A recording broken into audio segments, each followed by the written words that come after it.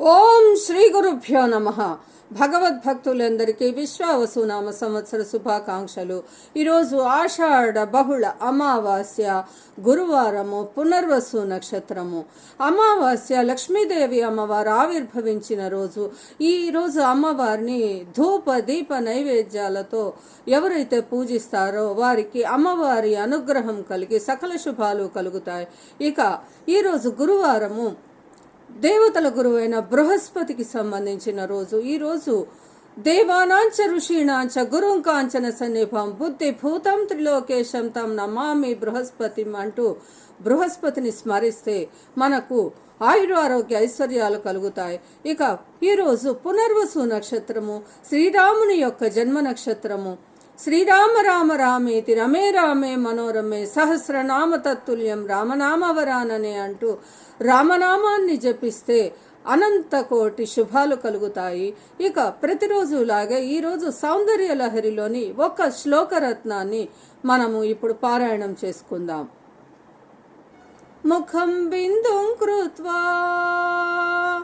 కుచయుగమధస్తస్య తతదో హరార్థం ధ్యాయేత్యో హరమహిషితే మన్మథకలాం ససత్య సక్షోభం నయతి వనితా ఇత్యది లఘు త్రిలోకీమప్యాసు భ్రమయతి రవీంద్రుస్తనయుగాం. అమ్మా ఆదిశక్తి జగజ్జనని, ఎవరైతే నీ భక్తుడు నీ ముఖాన్ని బిందువుగా చేసి దాని అధోభాగంలో స్తనయుగాన్ని, ఆ క్రింది భాగంలో త్రికోణాన్ని ధ్యానిస్తారో అటువంటి వారు యువతులను మోహింపచేస్తారనటంలో సందేహం లేదు. వారు